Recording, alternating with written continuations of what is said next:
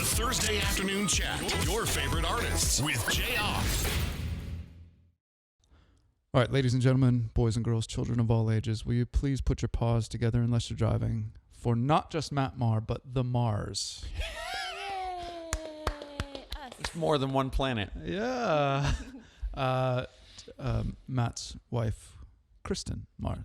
Thank you for joining. Well, you have a cool project that we're going to talk about that I think parents are going to be very interested in. Let's talk music. We have a lot of Matt Maher fans, obviously, and so you're about to drop some stuff on us. What's the progression going to be of new music?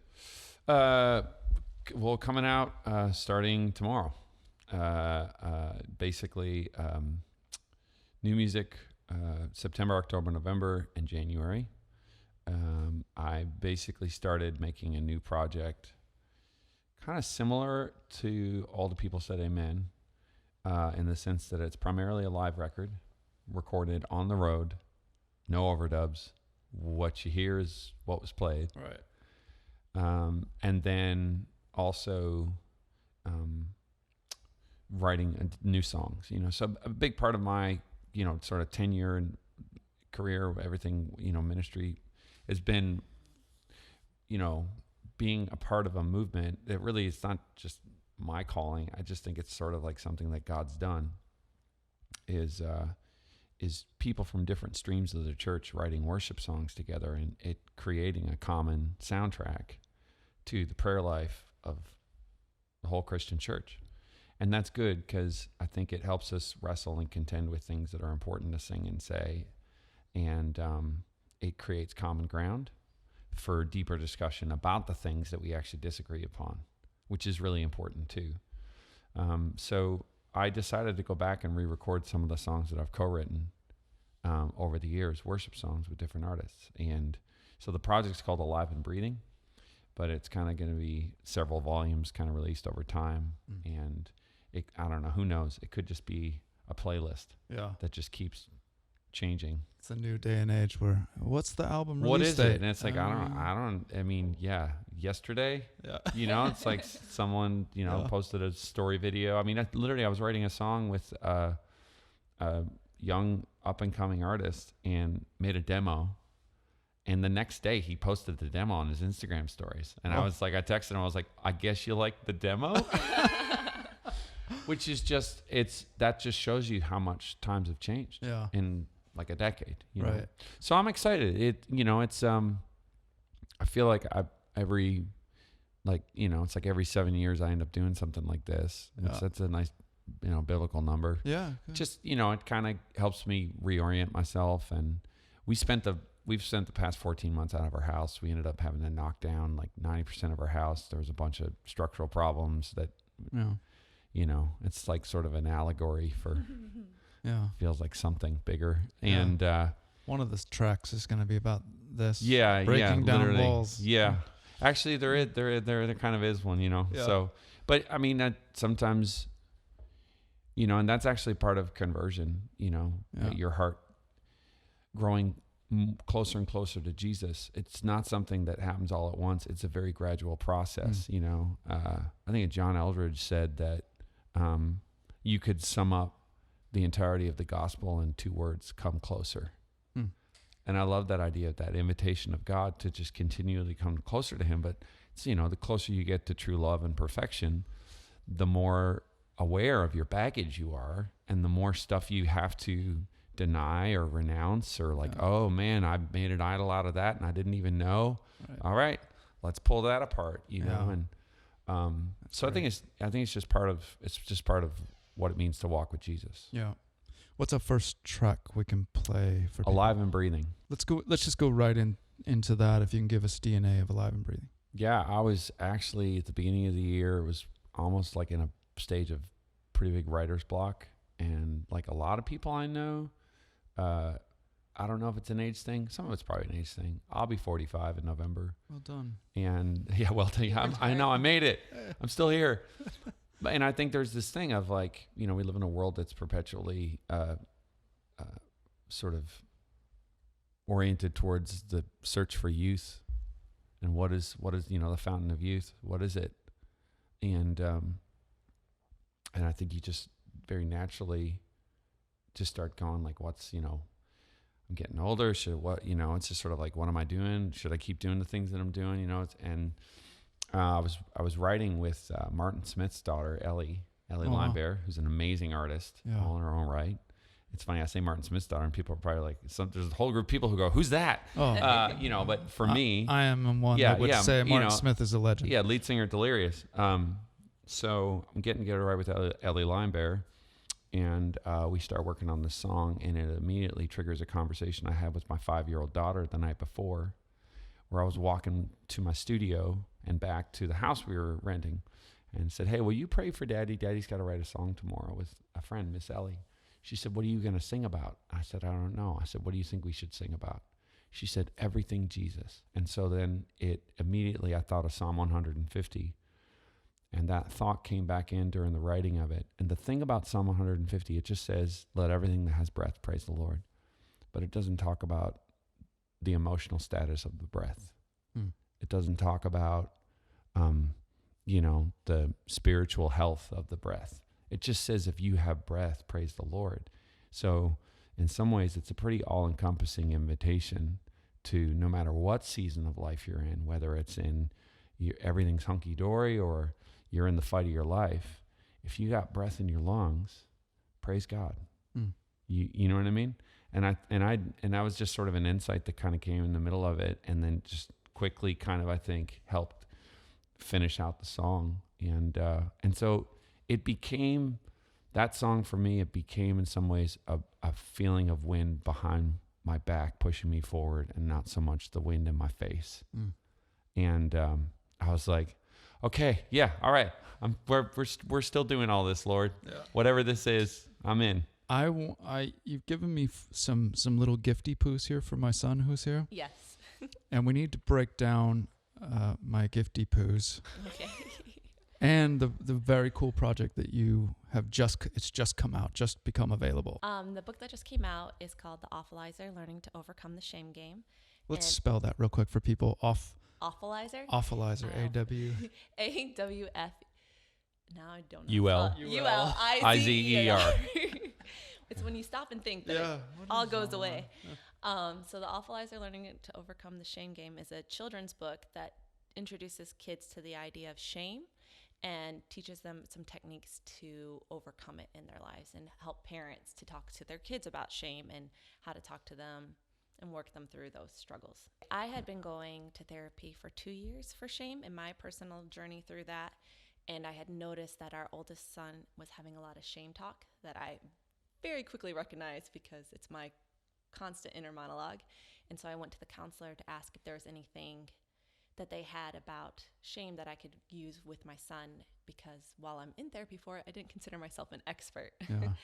And she couldn't think of anything off the top of her head. And so she said, let me research it and I'll get back to you. And I said, okay. And she came back to me and she's like, well, there's not really anything for kids that deal with shame specifically, but there's this, this, and this. And that was all good, but it wasn't what I was really looking for. So I decided to write a kid's book about some of the tools that have helped me. So in the book, there's a little boy named James who has a shaming moment, and that's when he gets introduced to the Awfulizer. And as he continues to listen to the Awfulizer, he gets bigger and bigger and bigger till eventually that's all James can see is the Awfulizer, or shame. And one night his parents come to him and want to talk to him because they can see that something's not right with him. And when James finally has enough courage and enough trust in his parents to talk about how he's feeling, that makes the Awfulizer shrink and disappear. So that's right. Yeah, that's a perfect description. Yeah. Kristen, I wanted to hit you with this one. How do you Matt has sold, have you sold millions yet, Matt? Is it millions of songs? Okay. That's such a 1985 thing to ask you. How many records have you? Yeah. How do you handle Matt being recognized in public? I think I'm better at it than he is because I can see the people that are kind of hovering and wanting to take a picture with Matt. And I'm oblivious. And Matt, he's in the zone because normally if we're together, 90% of the time that means we have kids with us as well. Yeah. And so there's a lot. Okay. But if I see someone kind of hovering and looking at Matt and looking at their phone and looking at Matt, I'm the Should one that I? kinda Should I not? taps him on the shoulder and I go, hey, Matt, I think Yeah. they want to see you. Well, that's really good because my wife will laugh at me because she finds it hilarious. Like, I'm at the point, it's because of social media, but there's not 99% of the trips into a grocery store for me. I end up, somebody goes, hey, are you Jayar from the radio? And so I say, no, I'm not. And I keep moving. No, I will. Amazing. I'm his evil twin. I get that a lot. I get that all the time. So that's good. You know, my wife will just shake her head and keep walking to the milk or to the yogurt. And just like, it's not a big deal for them. It's just common, but she knows the real me that's a goober around the house and has many, many flaws. And so to sign something or to take a picture to her cracks her up like, if they only knew. Anyway, so that's good. You don't laugh in Matt's face. I don't laugh in Well, not about that. Not about that. That's other stuff. Yeah, I try to do it at home. Yeah. What is the best song that Matt ever wrote? That's hard, and there's different categories. Yeah. I would say my favorite album of his is definitely the Christmas one because I'm a fan of playlists, like his current album that's coming out. And so I love that one varies in styles and he gets to play a lot musically. But favorite song ever would be one that was never released. So none of you know it. Yeah. And it's called Carnival. And it's really good. Were you expecting that at all? I thought maybe she might mention that one because that one came up again. She keeps wanting me to pitch it to a country artist. Right. So good. But that was, I think, one of the things for us when, like, for me, that was so when we started dating, it was so hard because I mean, I don't even mind saying it now. Like, I got really infatuated. Yeah. I mean, I crushed hard, but, well done. Reports. Differ. Yeah, but I couldn't, that was the first time we met. It was a year before, and I was really attracted to her, but had just put out Empty and Beautiful and was doing radio tours and was never in town. And, I was seeing a therapist at the time, and I was like trying to, deal with being perpetually single and in my 30s and there's a common denominator, me, you know what I mean? Yeah. So, and so by the time that I got home from touring with Michael W. Smith and we went out a few times. Immediately I was like, this woman's amazing, blah, blah. And the more we hung out, the more I would leave feeling inspired. And so I wrote so much during that time, most, and then all the way through dating, all the way through into getting married. Like that's, my biggest song by far is, and I don't even mean just the measure of worldly impact. I just I really mean in a spiritual sense of like the song I've seen impact people more than ever was Lord, I Need You. Yeah. And, a big part of the reason why that song was made was because my wife, a month and a half into being married, was on the road with me with 10th Avenue North and flew a red-eye flight with me to Atlanta, staying in Chris Tomlin's studio because I was writing songs with folks for Passion. Yeah. Mm-hmm. And she's there a month and a half into being married to me, not knowing anybody. It's like it's like anybody's worst nightmare. Yeah. It's like the one thing you don't want to do, she had to do it. And I've always felt like, this side of heaven, I don't understand how these little sacrifices that we make along the way, they somehow contribute to something. Right. But I always know that her willingness to endure such a socially awkward moment for anybody, somehow it made it into the DNA of that song. Yeah. And honestly, there were so many songs written during that time. And for me, all that to be said, that was a tangent, just to say that God has inspired me more through her than anyone else on the planet. It's like you guys are on a date right now, and I feel awkward as the third guy here. Since I don't get the opportunity to have couples when I interview people, which would be awesome. I would love to if people brought their spouses. So much more material. It's weird, man, because we gotta I'm even realizing it now. It's like you have to figure out how to talk. you spend so much time away from your spouse when you're an artist, and you know how to talk about yourself when they're not around. If that makes any sense. Oh yeah, 100%. And but then when they're around, you're like, oh, I don't want to talk about myself too much. Yeah. Get in trouble. Let's go parenting or child rearing. If you were giving a review on the brochure, which would you give a tougher, like, oh, here's it. You want to climb Everest? You want to climb Kilimanjaro? You got to give a rating to, this one is tougher. Which one surprised you maybe? Is marriage, getting along with another human, or rearing children? Which of those two? Rearing children. Yeah. No doubt. And I think for me, it's because in marriage, there's a little explosion of self, and so that you're not the center of your universe anymore, and your spouse comes along, but it's not near the bomb that a kid is to yourself, because your needs are completely out the window once you have kids, especially in the infancy stage. So it doesn't matter if you're tired, they need to eat, they need to do that. And so for me, that was the harder. Technically speaking, you can reason with another adult. Right. But you can't reason with a child. You can't reason with a 9-month-old. Yeah. Or a 3-year-old. Or a 3-year-old. In Target. You'll love this, Kristen. Matt told me years ago, he's like, I all of a sudden would be driving and I would smell my child's poop.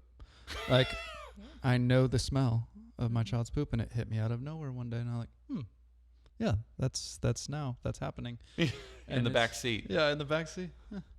It's great. So it's these little Marvel type characters that we get when you become a parent. Yes. So which we're gonna get into some of these when we hit the Newlywed questions in just a couple of minutes. Just so you're aware, there's new music from Matt Maher, a new song that's just come out, Alive and Breathing. Tomorrow, actually, it's going to be available Spotify, places you buy music, and Kristen has just come out with it's going to be great for your children, especially dealing with the topic of shame, called the Awfulizer. Correct. Okay, and we're going to put a link on the Jayar Show Instagram that you can swipe up and get all the info on that. That has just come out. And there's one of it's like a busy season. You guys must have had a mortgage to pay. We've got a Spanglish album song version of that's all right. Yeah, maybe I'll end up doing it. Maybe I'll just do a Spanish album. Yeah, a whole Spanglish album seems a little bit strange. It sounds like me ordering lunch at a restaurant. The experience of performing Lord, I Need You in Rio was life-changing. And one of the biggest things I felt convicted about when I came back was being in South Central, around people from South Central Latin America, was amazing.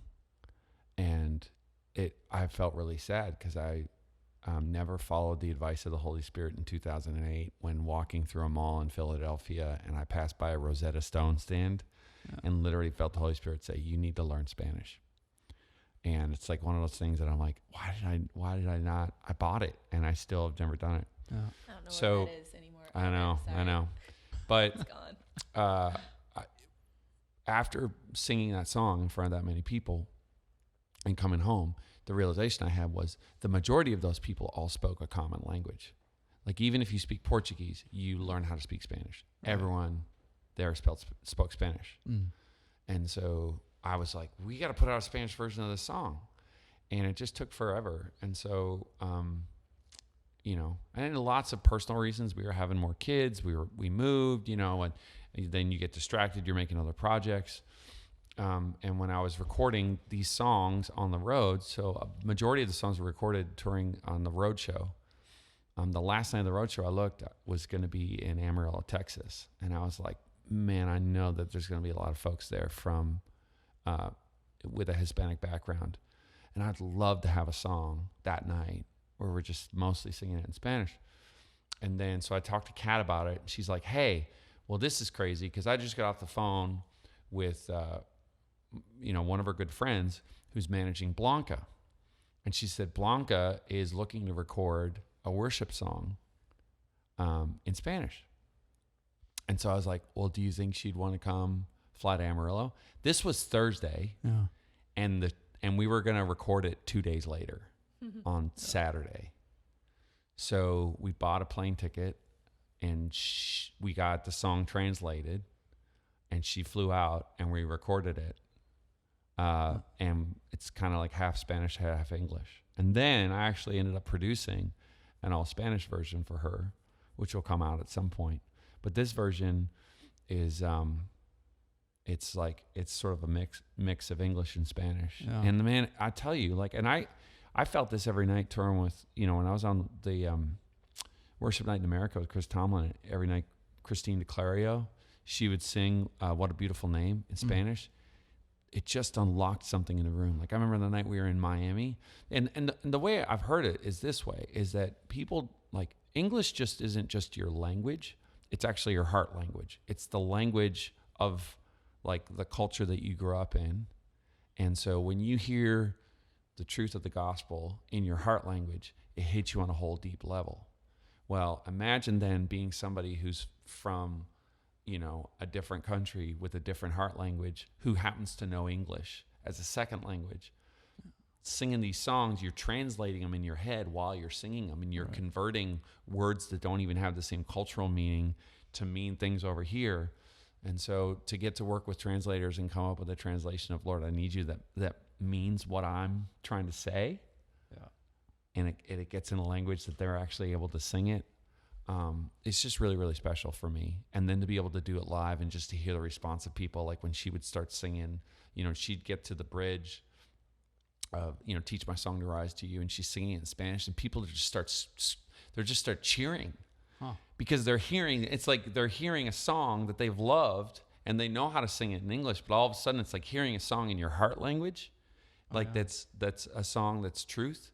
It's like a whole other level of kind of awakening and freedom, I think. So I'm very, very excited about it. Matt Maher and Blanca, Places You Buy Music, that is now out. That's pretty cool. I'd never heard that broken down like that. That's really great. Well, getting to meet with folks in the Bible translation world, there's thousands of heart languages around the world that haven't heard the gospel yet in their heart language. And so there's like a whole movement of people trying to translate the New Testament into all these smaller regional dialects around the world. Yeah. And, I heard someone say, at some point we have to stop translating English songs into other languages. And at some point someone's going to write How Great Is Our God, but it's going to be written in Mandarin, or it's going to be written in Spanish or, Portuguese. Yeah. And then we're going to end up translating it into English. Right. Which is just, it's like crazy to think about, but. Yeah. That's great. Yeah. Let's wrap up here with something I've been looking forward to. The moment I knew that it was going to be a duo of Mr. and Mrs. Maher is a little bit of a kind of dating game type scenario here, or Newlywed game. So I've got 6 questions here, and I've had you both fill out your answers. Question number 1 was, what was your first date? Yes. Mrs. Maher put P.F. Chang's. There's some debate about that. And Matt went P.F. Chang's total non-date. Yeah. We agree. Okay, good. All right. Well done. And end. Yeah. And that's the last we'll speak of that night.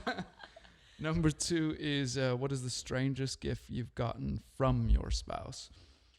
Kristen went with, congrats, it's a boy balloon when we were dating. And Matt said it hasn't happened yet. On her end, her giving stuff to me, it hasn't happened yet, but I totally knew she was going to say the congrats, it's a boy balloon. He picked me up from the airport. Before we started dating.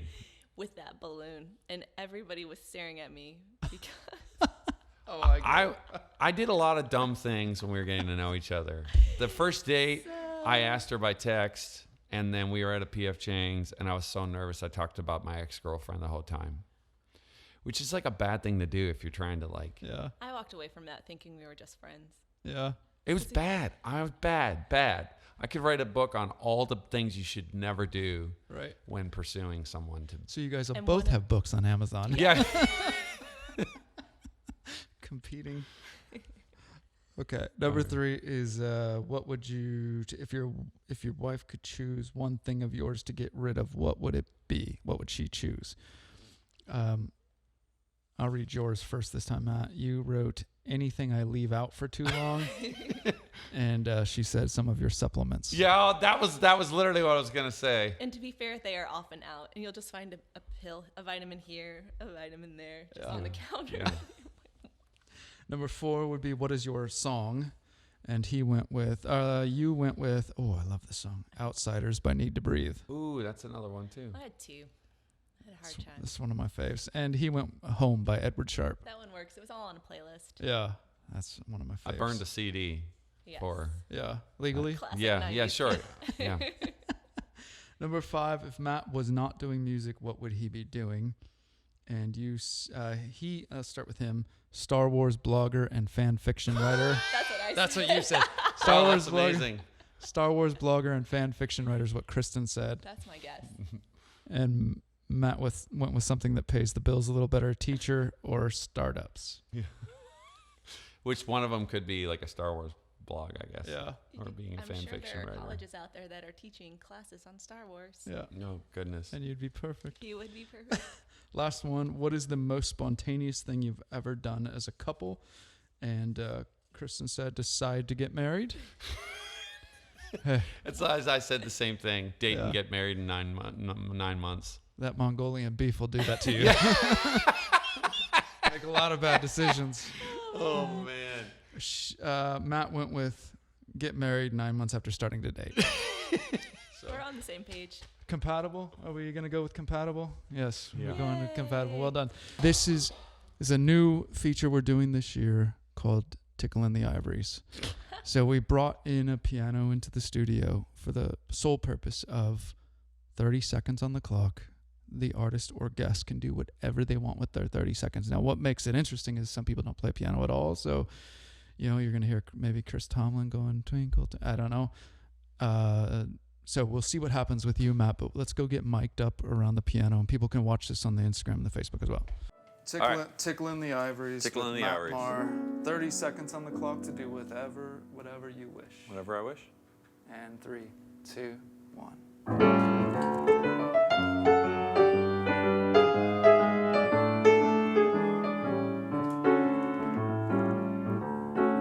You got a friend in me. You got a friend in me. When the road gets rough ahead and you're miles and miles from your nice warm bed, you just remember what your old pal said, boy. You've got a friend in me. You got a friend in me.